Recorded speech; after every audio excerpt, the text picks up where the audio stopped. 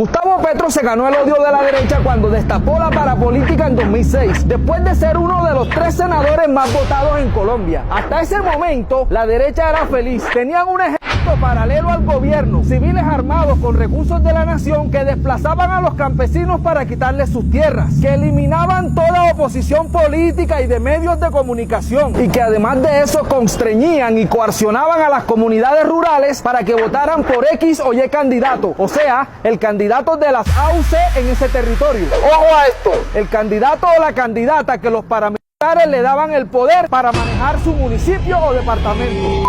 La fiesta se les acaba cuando en 2006, en pleno gobierno paramilitar, en contra del miedo, de las amenazas y en contra de los atentados, el senador Gustavo Petro empieza a denunciar a sus colegas corruptos. ¿Quiénes eran esos colegas corruptos? Los congresistas, senadores, alcaldes, concejales y gobernadores que establecieron alianzas con esos grupos paramilitares para intimidar a la población civil a través de esas acciones armadas. ¿Quién los denunció? El entonces senador Gustavo Petro. Ese es el empute y el miedo que hasta el sol de hoy tienen ellos y no los deja dormir tranquilos. Más de 60 senadores y representantes a la Cámara fueron condenados como resultado de las denuncias de Petro.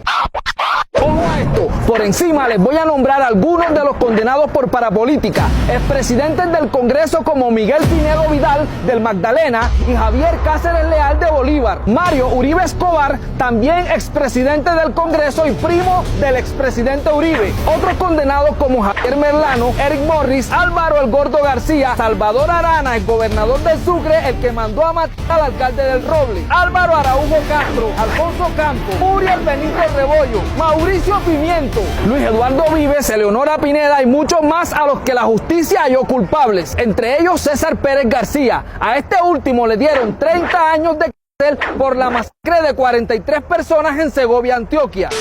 Ojo a esto, más de 259 políticos han sido condenados desde las denuncias de Petro como senador. Ese fue el gran daño contra la derecha que hasta el sol de hoy no le perdonan los políticos a Petro.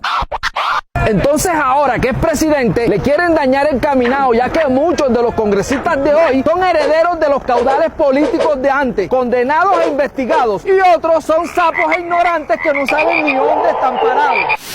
Ojo a esto, a lo que vivimos. Entre los logros más recientes de Petro, resaltamos el bono pensional o renta mensual para adultos mayores de 80 años que no cuentan con una pensión. Este programa forma parte de las medidas sociales del gobierno Petro para apoyar a la tercera edad y asegurar una vida digna para los ciudadanos mayores. El aumento pasó de 80,000 pesos a 225,000. Miren esto, vuelven los trenes a Colombia. El modo férreo es la columna vertebral del plan de infraestructura de este gobierno. Mientras que los gobiernos anteriores abandonaron el transporte de mercancía a través de las vías férreas, el gobierno Petro está haciendo una inversión de 30 billones.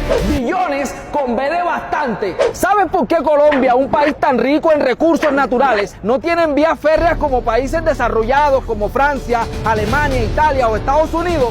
O como países latinoamericanos como México, Brasil o Argentina, si empezó a construir vías férreas desde el siglo XIX, ¿por qué las abandonaron? ¡Ojo a esto! Resulta que el sistema férreo era administrado por los gobiernos de antaño, pero a ellos se les ocurrió que era mejor y más rentable para el bolsillo de ellos, claro está, hacer carreteras y poner peajes, generando una crisis insostenible para el Ministerio de Obras Públicas y Transporte. Y en 1988 fue liquidada la entidad de ferrocarriles nacionales. Hoy tenemos un país sitiado por peajes que empobrecen a las comunidades aledañas y hacen más cara la comida. Pero calma, que no panda el cúnico. El gobierno Petro lleva construido 3.533 kilómetros de vía férrea para la reactivación y unión del país.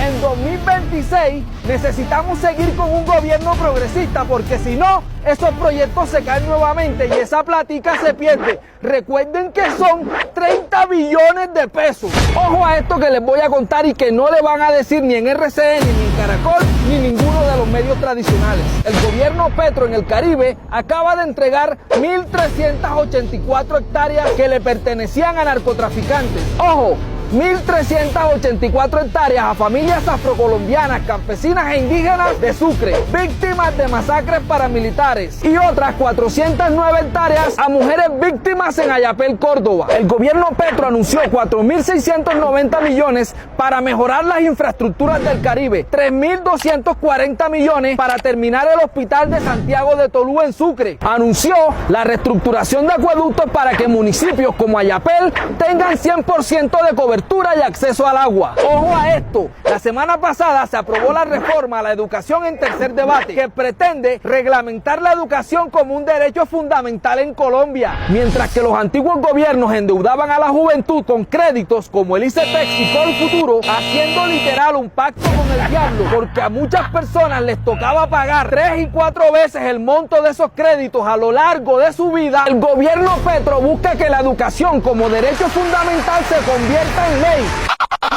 Hemos tenido que pasar por valles de sombras de muerte con la más férrea oposición que prefiere un país analfabeta que darle la razón a Petro. Tras semanas de incertidumbre y múltiples obstáculos, el proyecto de ley estatutaria de educación ha sido aprobado por unanimidad en tercer debate por la Comisión Primera del Senado, quedando solo a un paso de convertirse en ley. Paulo Freire decía: la educación es la paz del mañana. Si queremos un país culto y en paz, es imperativo abrazar esta reforma y elegir nuevamente el progresismo en 2026.